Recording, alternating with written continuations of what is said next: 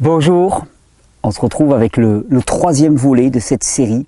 Je commence à voir un petit peu combien de volets il va y avoir. Le côté plus spirituel et psychologique va occuper 4 volets, donc on est à l'avant-dernier on va dire. Puis après on basculera un peu plus sur l'aspect physique de l'anxiété. Je vous ai dit le pilier de l'esprit, le pilier du corps. Il n'y en a pas un qui est plus à valoriser que l'autre. J'ai délibérément commencé par le pilier de l'esprit parce que c'était un domaine que je n'avais pas trop abordé dans les précédentes vidéos, dans tout mon travail en vidéo, et j'avais à cœur de l'aborder. J'ai vu que ça faisait réagir pas mal, c'est très bien, j'en suis vraiment ravi, et j'ai vu que nombre des réactions suscitées étaient sur un espèce d'a priori anti-religieux, en me disant ça y est, tu nous exposes encore ta religion. Et dire non, absolument pas.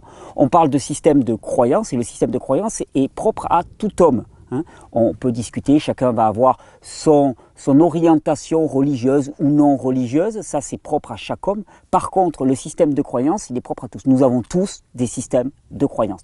Et il n'y a pas plus pris dans un système de croyance que celui qui ne croit pas avoir de système de croyance. On a des systèmes de croyance, on a des systèmes de valeurs, et on a une sorte de curseur qui nous permet d'appréhender les événements qui nous arrivent et de les étalonner et d'en déduire une réaction du corps. Et on a vu dans la précédente vidéo, un point essentiel pour moi, c'est que toute pression qui est exercée sur nous de l'extérieur est d'abord évaluée par nos pensées au travers de notre système de croyance. C'est-à-dire que si on te demande 300 €, on te demande de rembourser 300 €, si tu penses que tu n'as pas d'argent, ça va être une pression énorme sur toi. Si tu penses que tu es richissime, ce n'est pas une pression énorme. Si tu penses que tu n'as pas d'argent, mais que tu vas bientôt en recevoir, ce n'est pas une pression énorme. Si tu penses que tu as beaucoup d'argent, mais que tu vas en perdre très rapidement, c'est une pression énorme. Donc c'est vraiment au travers de notre système de croyance. Et on parle dans notre vie très souvent de problèmes. On dit, j'ai tel problème, tel problème. Je pense qu'on ne se rend pas compte à quel point le plus grand ennemi de nos vies, c'est nous-mêmes, directement. Le plus grand problème de nos vies, c'est nous-mêmes. Et cette capacité que nous avons de juger de tous les événements qui nous arrivent au travers de notre système de croyance et de notre courte vue. D'ailleurs, on dit bien que le péché originel, tel qu'il est présenté dans la Bible, le péché originel, c'est de s'octroyer le droit de juger.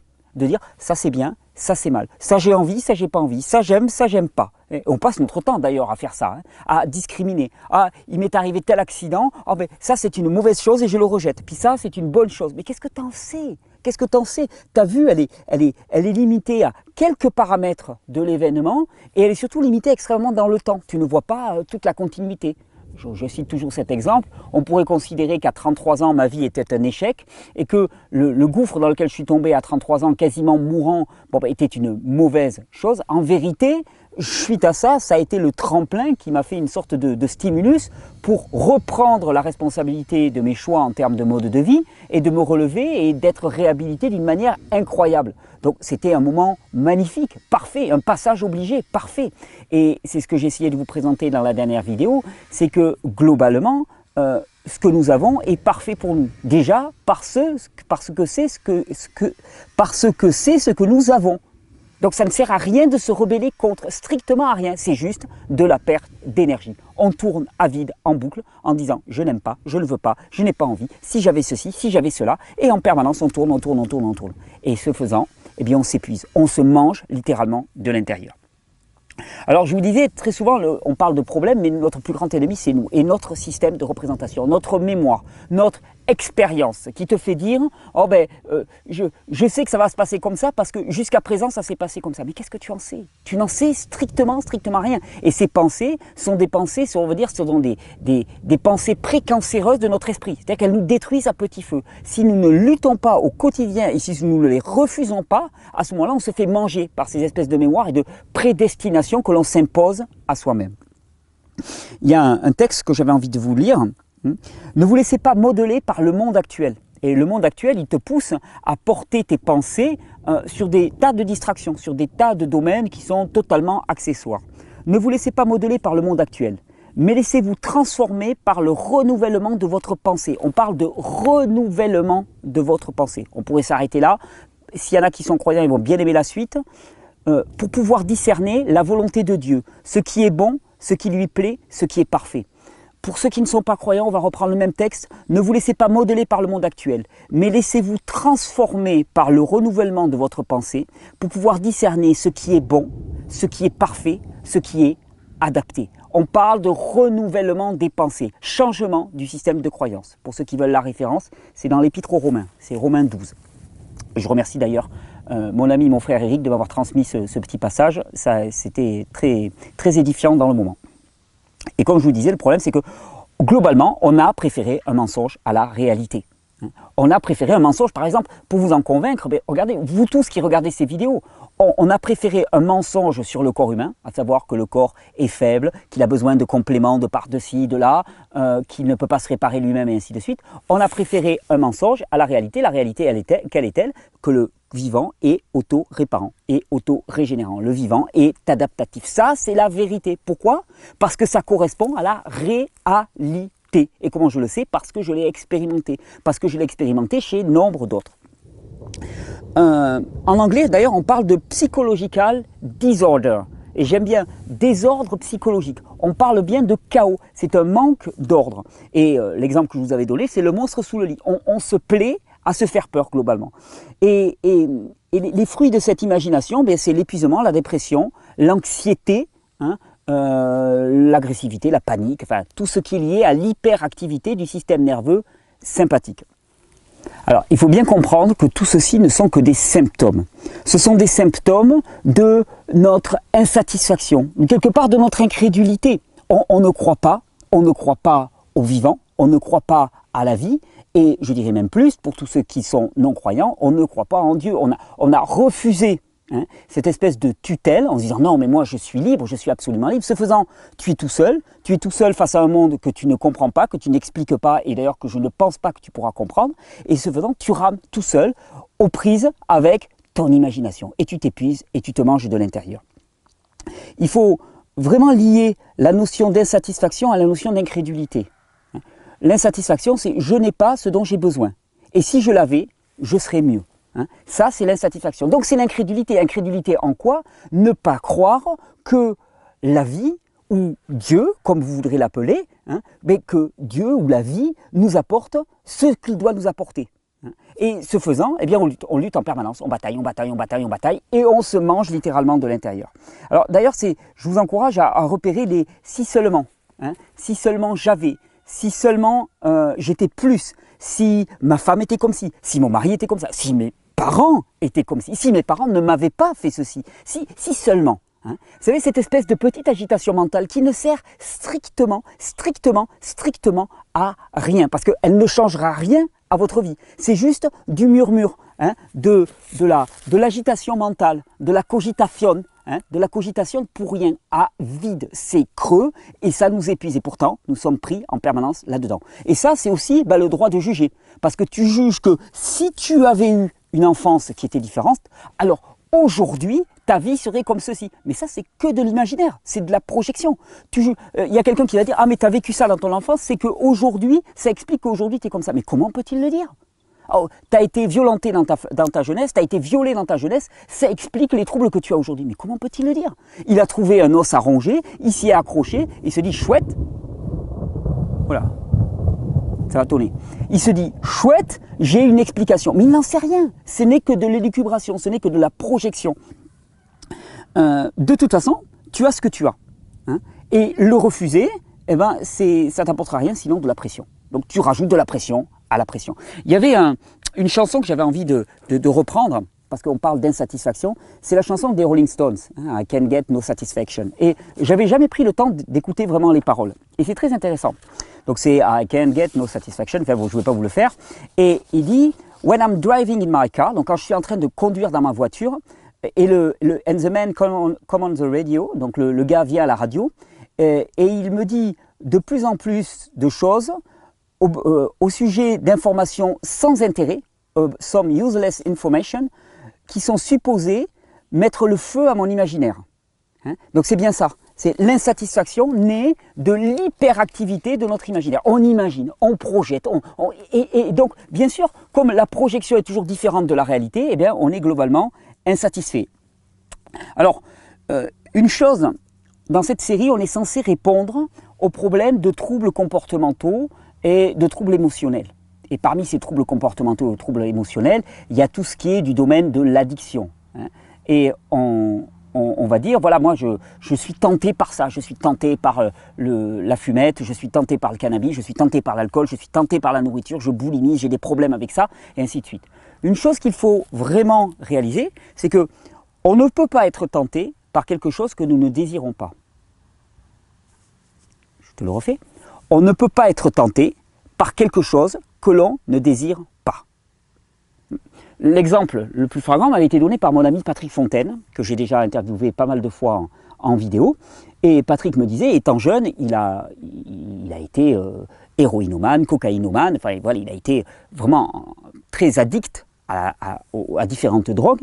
Et maintenant, il fait de la prévention drogue. Et il me dit, je fais de la prévention drogue, je vois de la cocaïne et de l'héroïne passer sous mon nez en permanence. Est-ce qu'il est tenté? Non.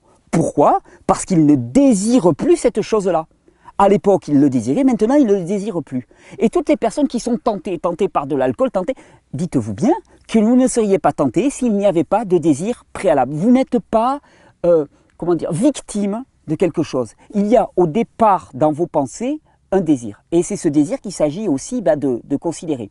Et l'insatisfaction, la sensation que nous n'avons pas ce qu'il nous faut, est le lit de tous les désirs que l'on peut imaginer. C'est-à-dire que si tu n'as pas ce qu'il te faut, tu vas désirer autre chose. Et comme tu désires autre chose, alors à ce moment-là, tu vas pouvoir être tenté. Donc la racine, c'est l'insatisfaction. C'est là où ça se passe. Je n'aime pas ma vie actuelle. Et je considère que ma vie actuelle n'est pas comme elle devrait être. Alors, on va me dire immédiatement, oui, non, mais un petit peu d'insatisfaction pour aller de l'avant, hein, c'est une bonne chose, évidemment. Un petit peu d'insatisfaction qui nous permet, hein, l'insatisfaction qui nous ouvre sur des potentialités réelles que l'on peut toucher du doigt, ok. Moi je parle de cette insatisfaction chronique qui nous ronge de l'intérieur et qui nous conduit à l'impuissance. C'est deux choses radicalement différentes. L'insatisfaction qui est motrice, ok, c'est un moteur. Moi aussi, il y a des tas de domaines dans lesquels je suis insatisfait, mais je ne dirais pas que je suis insatisfait. C'est que je vois que je peux faire mieux, je vois que je peux aller plus loin, je vois que je peux accomplir plus. Et à ce moment-là, effectivement, c'est un moteur de progression. Par contre, cette insatisfaction, je pourrais être insatisfait de mon physique, par exemple. Ouais, j'ai le physique que j'ai, je pourrais être, la plupart d'entre nous d'ailleurs sommes insatisfaits de leur physique. Mais je bataille contre ça. Mais on est insatisfait de son physique. Et alors, qu'est-ce qu'on peut faire? Alors tu vas te tourner vers les délires de la chirurgie esthétique. Il faut voir les ignominies que ça peut créer chez la plupart des personnes qui recourent à ça. Pourquoi? Parce que c'est complètement une insatisfaction qui est délirante. Hein, on a le physique que l'on a. Et globalement, ce physique, il est parfaitement adapté à la personne que nous sommes. Et quand je vous dis qu'on ne peut pas être tenté par quelque chose que nous ne désirons pas, t'imagines, par exemple, tu as 18 ans, hein, tu croises ton pote, et là, ton pote il te regarde, il fait bah, j'ai un sachet de brocoli là. Tu viens le manger avec moi là, derrière le mur là, parce que tranquille, discretos, j'ai chopé du brocoli. T'as chopé du brocoli? Du brocoli, de l'espagnol. Oh, du brocoli espagnol. Ok. Personne ne fait ça. Pourquoi? Parce que tu ne désires pas manger du brocoli cru. La plupart des enfants ne désirent pas manger du brocoli cru. La plupart des enfants ne désirent pas, l'éclair ne va pas m'empêcher de parler. Oh, il est tombé pas loin celui-là. Les orages en montagne, c'est quelque chose de fabuleux. Il y a une énergie dans l'air. Tout commence à vibrer. Il y a les animaux qui s'affolent un petit peu. Moi, j'aime bien cette atmosphère. Bon, j'espère qu'on va pouvoir terminer la vidéo. Les enfants, d'ordinaire, ne désirent pas du brocoli cru. Donc, ils ne sont pas tentés. Ils ne vont pas voler des bouquets de brocolis au magasin de fruits et légumes du coin. Ils vont voler des carambars, des malabars ou des CD ou je ne sais pas quoi. Donc, de deux choses l'une. Soit ces désirs sont légitimes, et auquel cas, il est bon de leur répondre. Soit ce sont des désirs qui sont le fruit de notre imagination, et à ce moment-là, eh ben, ce sont des désirs, c'est pas le désir qu'il faut chasser. Le problème, c'est la plupart du temps, on passe notre temps à chasser des désirs. C'est l'insatisfaction qui est préalable. Il faut faire le ménage dans notre imagination, d'une certaine manière, et chasser l'insatisfaction. Là, ce qu'il faut bien comprendre, c'est que les désirs du corps, ils sont limités. Hein, manger, dormir, s'hydrater, se reposer, avoir de l'exercice physique. Tout ça, ce sont des désirs légitimes, vitaux. Avoir des relations avec des personnes dans un cadre où tu te retrouves épanoui, pouvoir accéder à sa créativité, pouvoir être moteur, enfin voilà, tout ça, ce sont des besoins vitaux de l'individu. On les a définis en long et en large dans ces vidéos. Et ceux-là, eh bien, ce sont des désirs qu'on va dire légitimes. Le problème, c'est que la pensée se surajoute à ça Et il commence à y avoir les désirs de notre imagination. Le désir de notre imagination, c'est par exemple, il me faut absolument cette nouvelle paire de baskets. Non mais si je ne l'ai pas, je vais mourir. Non, à la limite, il te faut être chaussé. Et encore, on pourrait le discuter. Il te faut être chaussé. Mais avoir cette dernière paire de baskets, non. Là, c'est ton imagination. Et le problème, c'est que souvent, bien, notre imaginaire vient se greffer sur des besoins vitaux.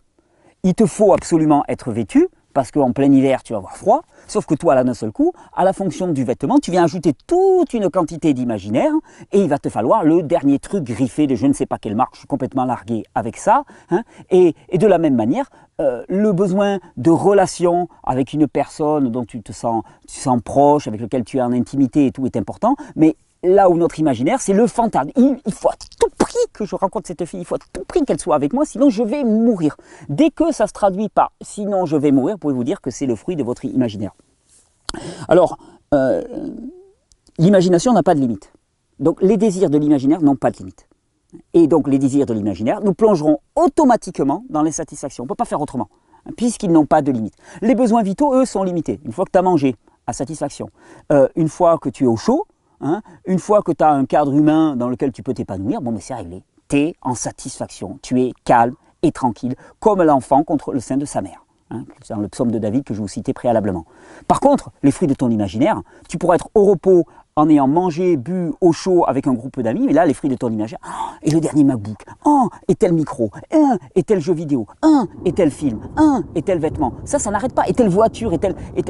Ça n'arrête pas, ça n'arrête pas, ça n'arrête pas. Et si de toi-même, tu ne choisis pas de circonscrire tes pensées et de lutter contre l'insatisfaction, je ne parle pas de lutter contre les tentations, mais de lutter vraiment contre la pensée préalable d'insatisfaction, ben à ce moment-là, tu es perdu. Tu es perdu, pourquoi? Parce que tu es le fruit de tous ces désirs. Et ce qu'il faut comprendre aussi, c'est que dans le système nerveux, pour le faire simplement, hein, y a un espace entre deux neurones dans le système nerveux qu'on appelle la fente synaptique. Et dans cette synapse, eh bien, il y a des neurotransmetteurs qui passent. C'est ce qui conduit l'information nerveuse d'une certaine manière. Mais quand il y a une surstimulation de ces circuits-là, eh bien, il y a une fonction homéostatique qui fait qu'il y a une désensibilisation des synapses. Ce que je veux dire par là, c'est que finalement, à force d'être stimulé par du désir, eh bien, il te faut de plus en plus de choses fortes pour arriver à obtenir la même quantité de plaisir. D'ailleurs, c'est l'un des mécanismes d'addiction aux différentes drogues. C'est-à-dire que tu en prends une petite dose, ça te cause un plaisir, sauf que cette dose qui dépasse la dose normale va amener à une coupure, enfin une diminution, une inhibition synaptique. Et donc, à ce moment-là, il va te falloir plus de substances pour obtenir le même plaisir, plus de substances. Et d'ailleurs, pour ce que j'ai vu des héroïnomanes, ils te disent tous la même chose. Ils te disent qu'au début, ils se shootent pour le plaisir. À la fin, ils se shootent pour ne plus souffrir. Il n'y a plus de plaisir. Le plaisir n'est plus accessible. Ils sont juste dans fuir le déplaisir, fuir la douleur. Parce que tout leur système d'appréciation du plaisir est complètement faussé par une surstimulation. Alors, les désirs de la pensée, je vous disais, ils sont illimités. Donc, ils nous plongent dans quelque chose qui n'a pas de fin. Alors, il y a une bonne nouvelle. On peut oublier les désirs de la pensée. On peut apprendre à ne plus désirer d'une certaine manière. Et ça, ben, c'est juste d'une certaine façon refuser l'insatisfaction, cultiver l'insatisfaction et repérer dans sa vie tous les « si seulement si ». Si seulement j'avais telle paire de chaussures, je courrais plus vite. C'est faux. C'est archi faux. Et d'ailleurs, au contraire, il y a des grandes chances que tu apprennes à courir mieux si au début tu n'as pas le matériel, le nec plus ultra, parce que tu vas devoir développer les compétences de ton corps pour arriver à avoir des bons résultats. Si j'avais tel vêtement, je plairais à telle fille. C'est faux. Si tu la séduis sur ta marque de vêtements, c'est foutu. Ta relation, elle est pourrie. Si seulement ma femme faisait comme si, je serais plus heureux. C'est faux. Ton bonheur ne peut pas dépendre des circonstances extérieures, parce que sinon tu vas être malmené comme une plume dans le vent. Ton bonheur, il se place là, il se place dans cet amour que tu peux ressentir à l'intérieur de toi. Et si ton environnement ne te donne pas suffisamment d'amour, alléluia, c'est une chance d'aller trouver à l'intérieur cette satisfaction que tu ne trouves pas à l'extérieur, et de juguler d'une fois pour toutes cette insatisfaction chronique. Alors, comment changer ces habitudes perverses, un petit peu, ces pensées d'insatisfaction? Je pense qu'il y a deux choses essentielles. Alors là aussi, je vais utiliser des mots qui sont relativement connotés, mais on rentre un petit peu dans les solutions, entre guillemets. Il y a un terme que j'aime énormément, c'est le terme de repentance. Repentance, Ça ne veut pas dire aller au confessionnal et puis dire 3 Ave Maria. Repentance, la racine grecque du mot repentance dit changer son mode de pensée, retourner son mode de pensée. Et la racine hébraïque du mot repentance veut dire changer de direction. Donc je dirais que c'est changer de direction par retournement de nos pensées. La pensée est première, nos pensées changent et à ce moment-là, hop, ça nous induit à changer directement de direction. Qu'est-ce que c'est que la repentance? C'est prendre conscience clairement que notre mode de fonctionnement actuel ne fonctionne pas, nous conduit directement à la destruction et qu'il faut absolument changer. C'est juste cette prise de conscience, reconnaître que ça ne marche pas, reconnaître que nous n'y arrivons pas, reconnaître que malgré tous nos efforts, nous retombons sans cesse dans la même ornière.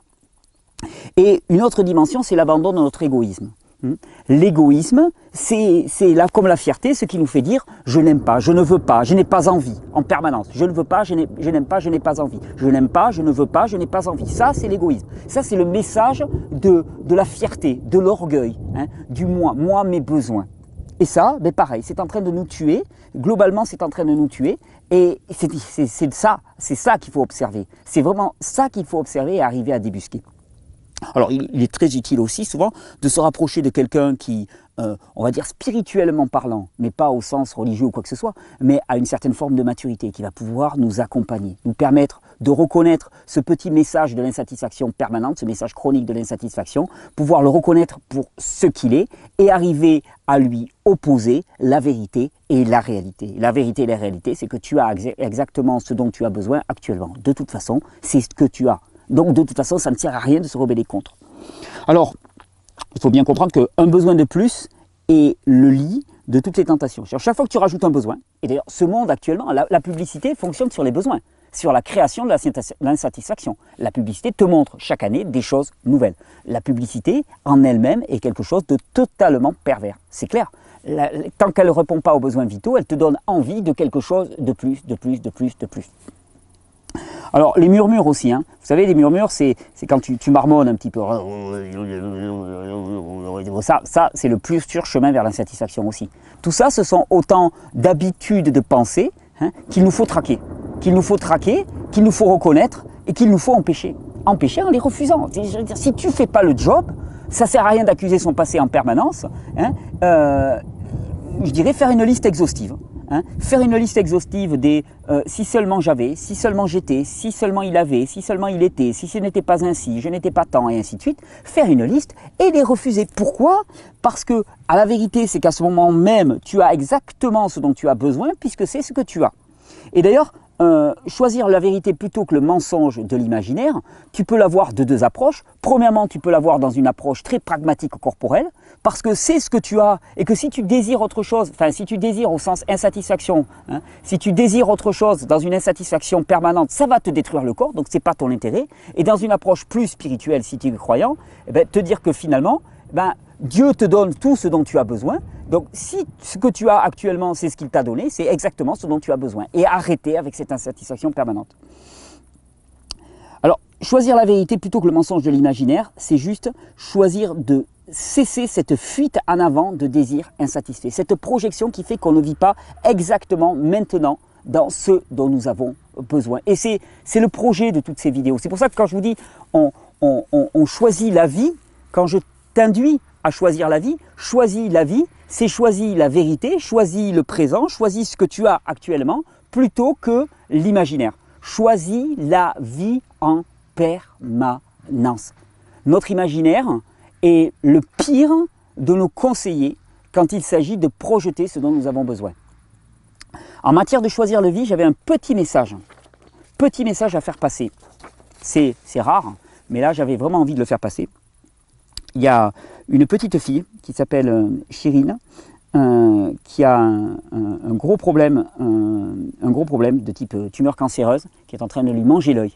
Et j'ai été en contact avec sa maman, et sa maman a très peu d'argent, et elle cherche du soutien pour payer des traitements alternatifs pour sa petite fille, qui a 12 ans, je crois, de mémoire, Chirine.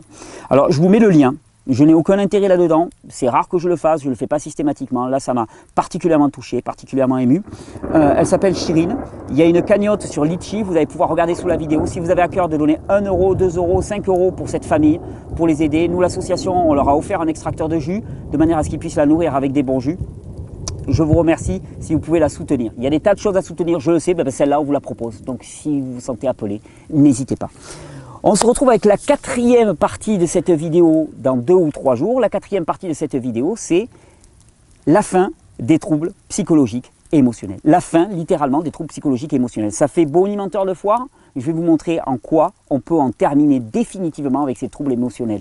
Par contre, pour cette 3e partie, je vous encourage à traquer littéralement dans vos schémas de pensée les si seulement, si j'avais, si ces pensées d'insatisfaction qui nous détruisent littéralement chaque jour, elles ne servent à rien. Que vous soyez croyant ou non croyant, vous pouvez justifier qu'elles ne servent à rien, soit par la destruction de votre propre corps, soit parce que c'est de l'incrédulité pure et que l'incrédulité, on la paye très très cher. Je vous souhaite une bonne journée, je vous souhaite une bonne régénération. Je vous remercie pour tout le soutien pour ces vidéos qui sont un peu hors normes dans le parcours de Régénère et je remercie tous les encouragements que j'ai reçus pour faire ces séries parce qu'à côté de ça, on a pris aussi des cailloux, des volets de cailloux, des spécialistes de la spécialité de la spiritualité qui bien sûr décrètent que nous ne sommes pas légitimes ni à la hauteur pour parler de spiritualité. Tout le monde a le droit de parler de spiritualité et je suis heureux de vous partager ce que je vous partage là. Bonne régénération, choisissez la vie, définitivement. Et nous, on se prend la pluie, la petite pluie catalane, elle est même chaude.